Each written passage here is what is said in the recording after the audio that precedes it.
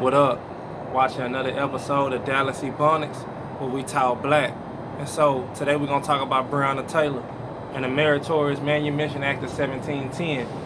And basically what that is, meritorious manumission could be granted to a slave just for doing anything that could benefit the white slave master. Meaning like, saving his life or, his property or something like that. Inventing something that he can benefit from. Or just, outright snitching on like a slave rebellion or something like that. They'll give you meritorious manumission. And meritorious basically just means, reward or praise. And manumission means just to get released from slavery. And so the government created this thing right here to, create mistrust amongst black people. You know what I'm saying? That's what they did on purpose. It's crazy, bro. I seen this video, right? I seen this video about it's called Trick Baby, and it was, I guess, made in 1974.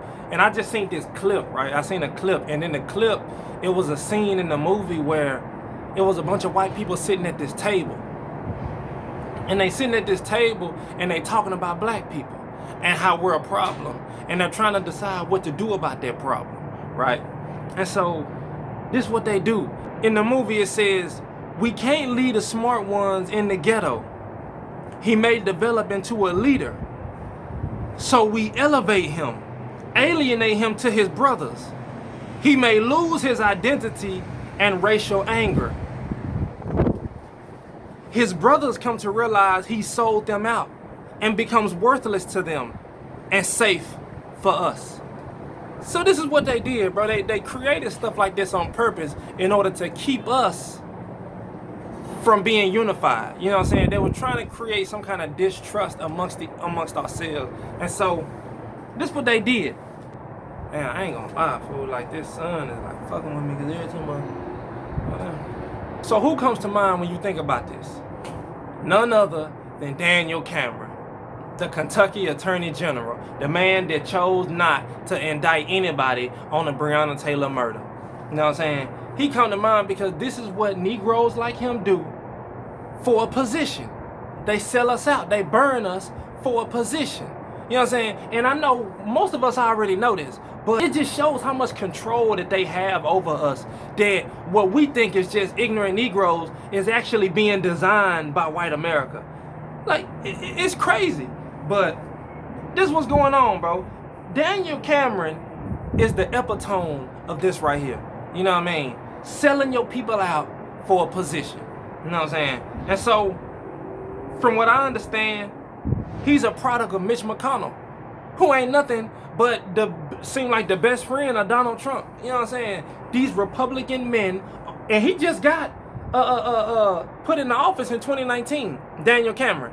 And so these Republican white men that are hell-bent on power are raising up other men that they feel like are doing nothing but echoing the sentiment of the government. See, they don't put people in power that they feel are gonna, cause an uprising and change the whole America. They're not gonna put nobody in power like that. So they put men like that are gonna echo the sentiment of America, so that way that they can ensure that their power remains. This is what they do. These people are not stupid, bro. They are very well-educated, racist white men. And we gotta get on the program. You know what I'm saying? And so, this was going on, bro. Daniel Cameron is the first black attorney general in Kentucky. And he was elected in 2019. And I seen the speech that he made when he got elected, and he spent most of the speech thanking all the white men behind him. He ain't even say nothing about being the first black attorney general.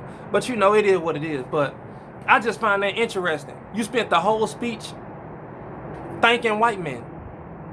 But anyway, I just find that interesting, bro.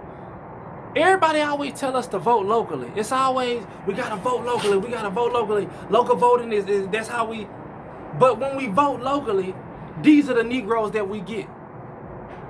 So what's the point? I was just talking on another one of my interviews with a guy named Edwin Robinson. We were just talking about that, how Eddie Bernice Johnson is our Texas representative for this part of Texas. But what is she doing when she come to work? I got a representative for I'm in District 8 out here in Dallas. All these vacant buildings. There's no grocery stores in this district. What is our representative doing when they come to work? And so this is what I'm saying. Why y'all always talking to us about local voting if even when we vote locally, the people that we get, black or not, don't give us nothing? I don't understand, bro. I don't understand. I feel like it's bigger than voting. Because the people that we putting in these positions are still subject to the hand of white supremacy. So they still not getting nothing done. These white men are not finna put nobody in power that's gonna overthrow the government. That's illogical. That doesn't even make sense. They only put people in power that echo the sentiment of the government. They don't put people in power that they cannot control. That's just common sense. And so Daniel Cameron is one of those people. Don't talk to me about local voting if either way we not gonna get nothing. Bro, stop talking to me about that. And so that's important for us to understand. If we want a leader to get in office that's gonna actually represent us, then we have to back him up with black dollars, and we have to do it by ourselves. You know what I'm saying? We can't have a multicultural leader. We have to have a leader that's put in office for us and by us. That's the only way we're gonna be able to control him. You know what I'm saying? And I like what Farrakhan said. If we're gonna send somebody up there to represent us, you know, we might not have a whole bunch of money, but we send you up there to represent us, and you turn your back on us or you embarrass us, we make an example out of you. We gotta have that energy, bro, around the board, because these other people that put these politicians in office, they make sure that they get what they paid for. We gotta make sure that we getting what we paying for, because right now we ain't getting nothing, because we ain't paying for nothing. So we gotta look into that. And so, you know, I seen what Benjamin Crump was talking about on the Breakfast Club. I seen the video that he did, and he talked about a lot of things that I think we need to address. One of those things, he said that we not even sure if Daniel Cameron even presented all the evidence to the grand jury at all. We don't even know if he even presented the evidence, so that's why they were saying we want to see the transcript. We need to see the transcript of what happened at that grand jury hearing, because I want to know what the hell y'all talked about. Because from what Benjamin Crump say, they didn't even say Breonna Taylor's name in the indictment at all. I find that interesting. I need to know what y'all talked about in that grand jury meeting. I need the transcript. Yes, I want to see it. So I'm waiting on that. I'm not even sure if he presented the evidence. You know, evidence like the fact that the police offered Breonna Taylor's ex-boyfriend a plea deal. If he ratted on her and said that she was a part of the organization, we all heard about that. You know what I'm saying? So like, why did that evidence even come out? That's what I'm trying to figure out. How much evidence did you present to them? Because there's no way that you told them that the police offered the ex-boyfriend less time if he lied on Breonna Taylor. There's no way you told them that, bro. That's very incriminating. You know what I'm saying? But okay, or if not that, evidence like the fact that the police never even identified themselves before busting in the wrong apartment. We ain't even brought that up, the fact that wasn't even the right apartment. Everybody always talking about how the boyfriend shot the gun. Y'all was at the wrong apartment.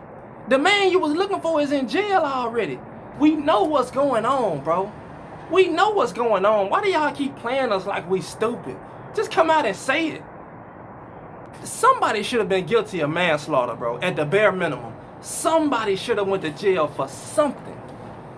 But no, they didn't, bro.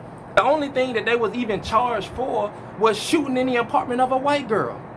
Because from what I understand, bullets went everywhere. But they only got charged for the bullets that went into the white people's apartment. So nobody's going to bring this up. So we just going to blow past this and act like it's all good. It's crazy the stuff that's going on, bro. But this is real. I remember I was locked up back when that Trayvon Martin case had happened. You know what I'm saying? And I was in jail, right? And they was reading the verdict. They had it on the TV in the jail in Dallas County. They had it on the TV, and everybody in the tank playing cards, and everybody get quiet, right? And we watching the verdict. Woman get up there and say, George Zimmerman, blah, blah, blah, not guilty. I'm thinking the whole tank finna bust out and riot, and everybody finna start fighting. Nothing, bro. Everybody went back to playing cards like nothing had even happened. And I was like 18 at that time. And so I'm like, bro, why is nobody mad about this? Like, did y'all not hear what the woman just said? And a black man came to me and he was like, bro, that's just how it is, bro. He told me that that's just how it is. This is the mindset that we have. Are we going to continue living like this is just how it is, or are we going to do something about it? We know what we need to do about it. We got the tools that we need. Do your research. Do your history. We know what to do. We just haven't unified in order to do it. Bro, we have all the tools we need to save ourselves, but we choose not to. I don't understand. At some point, we're going to have to realize that this system ain't for us. I really think it's time that we really start talking about total separation, bro. We're not going to get justice through this system. We're not going to be able to reform this system. Nobody, no oppressive government is going to just willingly give up their oppression when the oppression is benefiting them. And how is oppression us benefiting them? They make money off of us. They make so much money off of us, bro, because we don't produce anything. We're nothing but consumers. They don't want to get rid of us. They eating off of us right now. When are we going to wake up and realize that we can be our own producers? We don't have to produce anything for them. We don't have to keep giving them our money. We can do for self.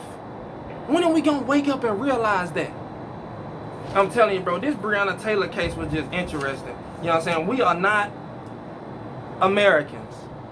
Daniel Cameron proved that to us, bro. We are not Americans. They don't even see us as human beings. You got NBA players talking about justice. You got a celebrity talking about justice. Everybody out here talking about justice, and they give us nothing. Daniel Cameron proved that we not even Americans, bro. We got to start seeing ourselves as what we are. Friendless, powerless, and prisoners of war. But in reality, we're not powerless. We have power. We just don't know how to use our power. We're not using our power effectively to get something. But we could be. Let's focus, bro. Let's focus and let's start using our power to get somewhere. Because, bro, it's getting real, bro. It's getting real. These people don't even see us as Americans. And the faster we realize that, the better it's going to be for us. So, holla at me.